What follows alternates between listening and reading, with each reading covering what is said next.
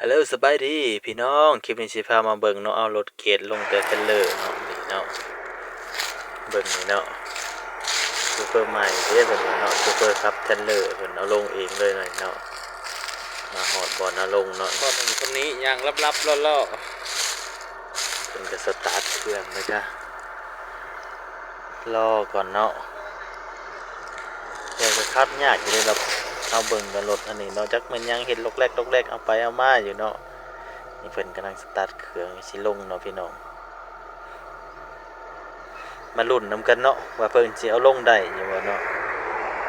แต่ว่าคันเป็นเฮานี่เฮาสิเอาลงบ่ได้เนาะขับยากแฮงรถอันนี้เนาะพี่น้องเนาะ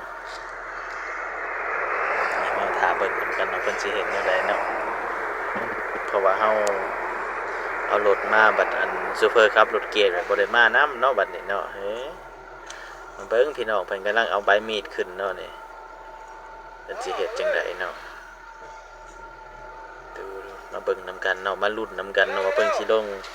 ถูกทางอยู่บ่หรือเพิ่นสิลงทางข้างหรือสิลงบันไดเนาะ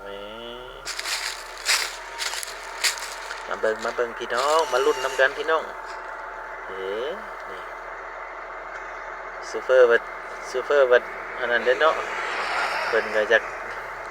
เตี้ยน่ะจักน้อยเด้เนาะนี่แข่งกันบ่อยากถึงแม่เพิ่นบ่อยากถึงมันเหยียบคาดเหยียบคันเร่งมาแล้วเพิ่นก็เนาะ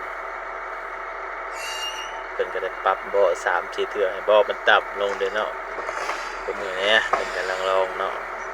เลี้ยวไปเลี้ยวมาก่อนมันก็สึกพาวเวอร์มันก่อนมันโอเคอยู่เนาะไปเลี้ยวมาเสร็จเบิ่งซะก่อนเนาะเพิ่นก็มันสิไปคือคิดอยู่บ่เนาะจอดแต่ก็นานเด้เนาะเพิ่นก็ติดจักรดนได้เพิ่นสิลงได้เนาะเพิ่นก็เบิ่งระบบมันก่อนเด้เนาะเฮ้ยไปได้แล้วเก่งอยู่เด้นี่เก่งอยู่เด้นี่นี่เนาะไต่บันไดลงเลยเพิ่นเฮ็ดเนาะโอ้คือว่าสุดยอดเลยเนาะเฮ็ดขับได้เนาะ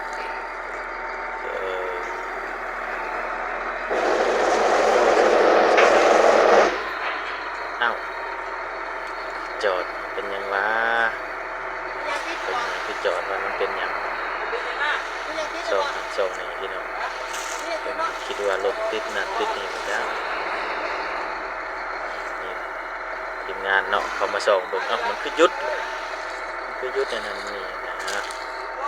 แต่ก็บ่มีหยังติดเนาะบ่ได้ค่าหยังเพิ่นก็สิไปต่อเลยเนาะ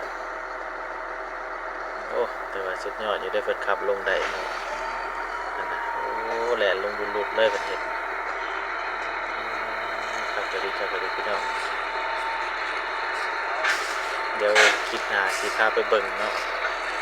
สิพาไปเบิ่งอันซูเปอร์เพิ่นเวลาเพิ่นเกตเวลาเพิ่นเฮ็ดทางเพิ่นเฮ็ดแนวใดโอ้เอาลงแล้วเรียบร้อยพี่น้องเก่งหลายแล้วก็พี่น้องเพิ่นน่ะ